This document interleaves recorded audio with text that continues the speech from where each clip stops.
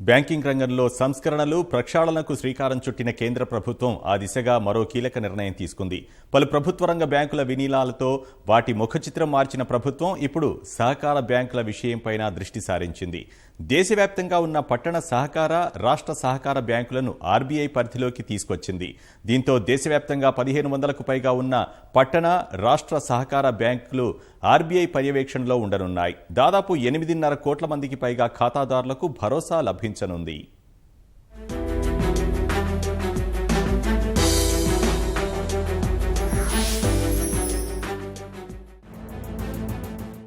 దివాళా ఇప్పుడు ప్రజల గుండెల్లో రైళ్లు పరిగెడుతున్నాయి. బ్యాంకింగ్ రంగానికి సంబంధించినంత వరకు ఇదొక పీడకలగానే మారింది. ఇందుకు సంబంధించిన ఏ చిన్న వార్త వచ్చినా లక్షలాది మంది ఖాతాదారులకు కంటిమీద కునికే కరువవుతోంది. ఒకదాని వెంట మరొకటి చోటు చేసుకున్న పరిణామాలు, కొండల్లా పేరుకొనిపోతున్న బ్యాంకింగ్ నిరర్థక ఆస్తులు, పెరిగిపోతున్న ఉద్దేశపూర్వ ఎగవేతదారుల జాబితా, ఇలా ఏ విషయం చూసినా సానుకూలత అన్న మాటే కనిపించటం లేదు. అందుకే ఇప్పుడు బ్యాంకింగ్ రంగం ప్రక్షాళన అన్నది అత్యంత ప్రాధాన్యతాంశంగా మారింది.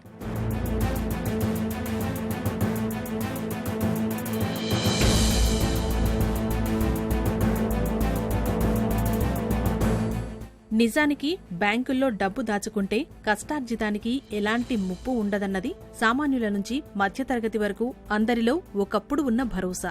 ఇతర వాటితో పోల్చి చూస్తే బ్యాంకుల్లో డిపాజిట్లకు వడ్డీ తక్కువ లభించినప్పటికీ వాటిలోని తమ సొమ్ము భద్రంగా ఉంటుందని, ఒకవేళ ఏమైనా అయినా ప్రభుత్వం ఆదుకుంటుందన్న ఆశ చాలా మందిలో ఉంది.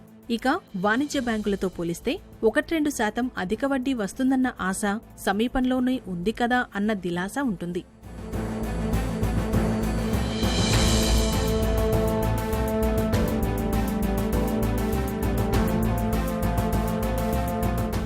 కొంతకాలంగా పరిస్థితి ఊహించని రీతిలో మారిపోయింది. బ్యాంకింగ్ వ్యవస్థపై నమ్మకం పాతాళ స్థాయికి పడిపోతోంది. షెడ్యూల్ బ్యాంకులే కాదు, సహకార బ్యాంకులు ఖాతాదారుల ప్రయోజనాల పరిరక్షణలో విఫలమవుతున్నాయి. ప్రభుత్వం ఎన్ని చర్యలు తీసుకుంటున్నా పరిస్థితుల్లో పెద్దగా మార్పులైతే కనిపించటం లేదు. ఆర్బీఐ పరిధిలో ఉన్న బ్యాంకుల పరిస్థితి ఇలా ఉన్నప్పుడు సహకార బ్యాంకుల పరిస్థితి ఇంకా చెప్పనక్కర్లేదు. ఈ నేపథ్యంలోనే సహకార బ్యాంకుల ఖాతాదారుల ప్రయోజనాలు కాపాడేందుకు వీటిని కూడా ఆర్బీఐ పర్యవేక్షణలోకి తీసుకువచ్చేందుకు నిర్ణయించింది కేంద్ర ప్రభుత్వం.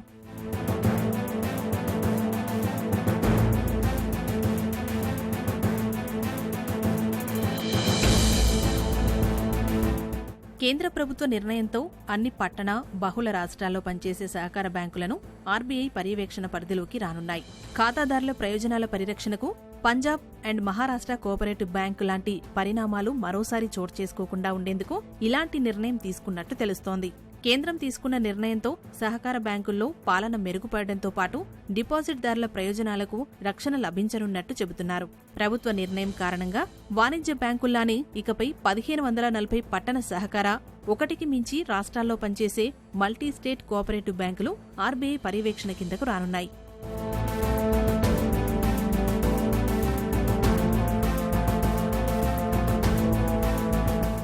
ప్రస్తుతం దేశవ్యాప్తంగా 1482 పట్టణ సహకార బ్యాంకులు అంటే యూకో బ్యాంకులు, 58 రాష్ట్ర సహకార బ్యాంకులు పనిచేస్తున్నాయి. ప్రభుత్వ నిర్ణయంతో షెడ్యూల్ బ్యాంకులపై ఆర్బీఐకి ఉండే అధికారాలే వీటిపైన ఉండనున్నాయి. కేబినెట్ నిర్ణయంతో 8.6 కోట్లకు పైగా డిపాజిటర్లు, వాటికి సంబంధించిన 4.85 లక్షల కోట్లకు మరింత హామీ లభించనుంది. గతేడాది పంజాబ్, మహారాష్ట్ర సహకార బ్యాంకులో రుణాల కుంభకోణం వెలుగుచూసిన తర్వాత సహకార బ్యాంకులపై దృష్టి సారించింది కేంద్రం.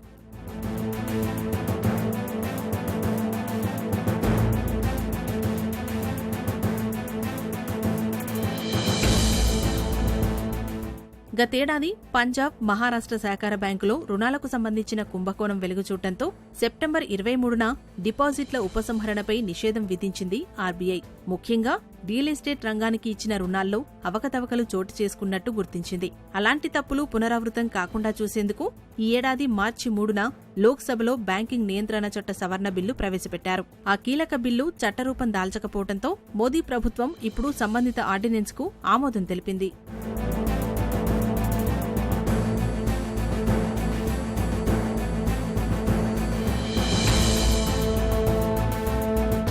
ప్రతిపాదిత సవరణల మేరకు సహకార బ్యాంకుల్లో మరింత కఠిన నియంత్రణ నిబంధనల అమలును, భారతీయ రిజర్వ్ బ్యాంక్ పరిపాలనకు సంబంధించిన సమస్యల పరిష్కారాన్ని రిజిస్టర్ ఆఫ్ కోఆపరేటివ్లు చూసుకోనున్నాయి. ఆయా బ్యాంకులకు సీఈఓలను నియమించే విషయమై కొత్త అర్హతలు అమల్లోకి తేనున్నారు. వాణిజ్య బ్యాంకులకు సీఈఓల నియామకం చేపట్టినట్లే సహకార బ్యాంకులకు కూడా అధినేతలను ఎంపిక చేయడం జరుగుతుంది. కొత్త వారిని ఎంపిక చేసే ముందు ఆర్బీఐ అనుమతి తీసుకోవాల్సి ఉంటుంది.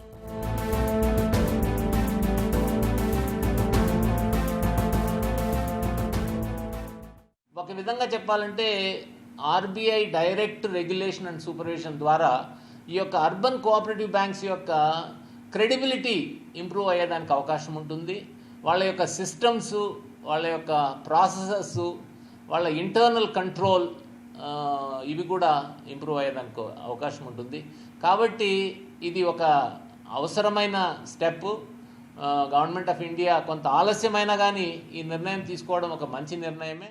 భవిష్యత్తులో సహకార బ్యాంకులలో ఆడిట్ ప్రక్రియను కూడా ఆర్బీఐ నిబంధనల మేరకే చేపట్టనున్నారు. ఈ తరహా బ్యాంకులు ఒత్తిళ్లోకి జారుకున్న నేపథ్యంలో బోర్డు నిర్ణయాలనైనా పక్కన పెడుతూ ఆర్బీఐ తన అధికారాలు ఉపయోగించుకునే అవకాశం ఉంటుంది. దశల వారీగా సహకార బ్యాంకులు నిర్ణీత సమయంలో ఆర్బీఐకి లెక్కలు సమర్పించాలి. సహకార బ్యాంకుల తగిన మూలధనం సమకూర్చుకునేందుకు, నిర్వహణ, పాలన మెరుగుపరిచేందుకు గాను ఈ సవరణలు ఎంతగానో దోహదం చేస్తాయని అంటున్నారు నిపుణులు.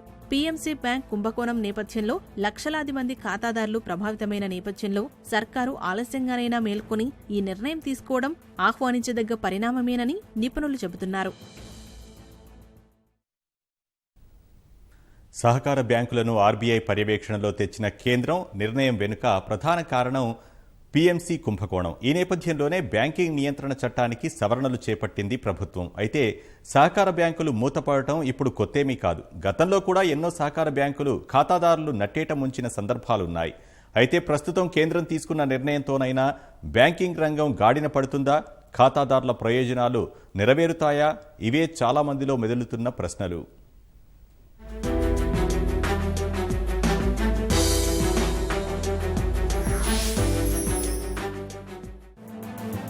చిన్న తరహా పరిశ్రమలు, చిల్లర వర్తకులు, వృత్తి నిపుణులు, చోటా పారిశ్రామికవేత్తలు, స్థిరాదాయ వర్గాలకు ఆర్థిక సేవలు లక్ష్యంగా పట్టణ సహకార బ్యాంకులు ఏర్పాటయ్యాయి. వాటి నిర్వహణలో నిజాయితీ, నిబద్ధత కొరబడినప్పుడల్లా కుంభకోణాలు చోటు చేసుకుంటూనే ఉన్నాయి. 2008-9 ఆర్థిక సంవత్సరంలో కర్ణాటకలో 6 బ్యాంకులతో పాటు మొత్తం 19 బ్యాంకులు దివాళా తీశాయి. డిపాజిటర్లకు డబ్బులు తిరిగి చెల్లించడంలో విఫలమయ్యాయి. కర్ణాటకలో 6 బ్యాంకులు దివాళా తీయగా మహారాష్ట్ర, గుజరాత్ రాష్ట్రాల్లో చెరో 4 బ్యాంకులు, ఉత్తరప్రదేశ్లో 2 సహకార బ్యాంకులు మూతపడ్డాయి.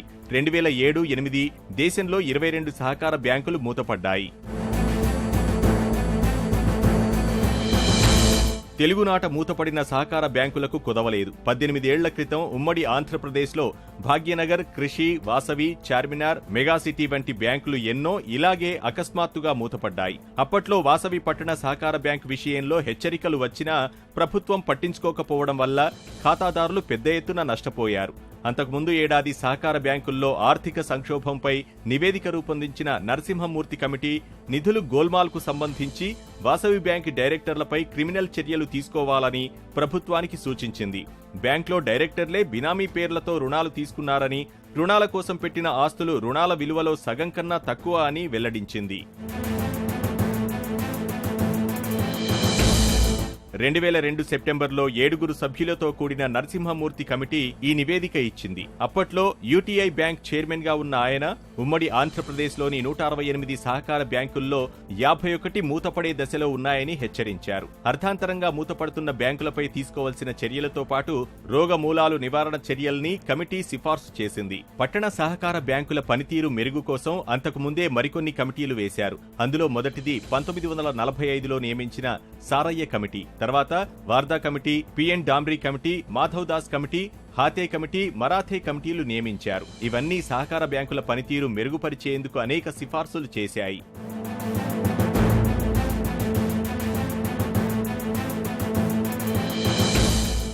ప్రస్తుతం కేంద్రం తీసుకున్న నిర్ణయం వెనుక ప్రధాన కారణంగా ఉన్న పీఎంసీ విషయానికి వస్తే గతేడాది ఈ కుంభకోణం దేశాన్ని దిగ్భ్రాంతపరిచింది. 1984లో ప్రారంభమైన ఈ బ్యాంకుకు ఢిల్లీ, కర్ణాటక, గోవా, గుజరాత్, ఆంధ్రప్రదేశ్, మధ్యప్రదేశ్లో మొత్తం మీద 137 శాఖలున్నాయి. 11,617 కోట్ల డిపాజిట్లతో 7 రాష్ట్రాలకు చెందిన 9 లక్షల మంది డిపాజిటర్లతో అలరారిన అదే పీఎంసీ బ్యాంక్ ఆస్తుల్లో 70% పైగా రియల్ ఎస్టేట్ సంస్థ అయిన ఒక్క హెచ్డిఐఎల్కే కట్టబెట్టింది. అందుకోసం 21,000కు పైగా నకిలీ ఖాతాలు సృష్టించింది.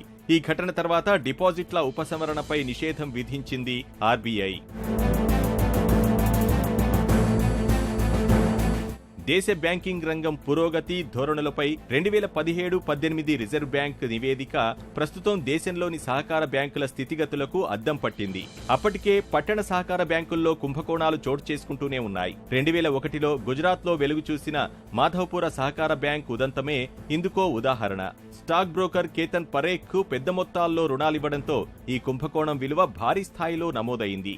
నిజానికి సహకార బ్యాంకులు 1966లో రిజర్వ్ బ్యాంకు పర్యవేక్షణ పరిధిలోకి వచ్చాయి. అయితే వీటికి ద్వంద్వ నియంత్రణ సమస్యలు ఎదురయ్యాయి.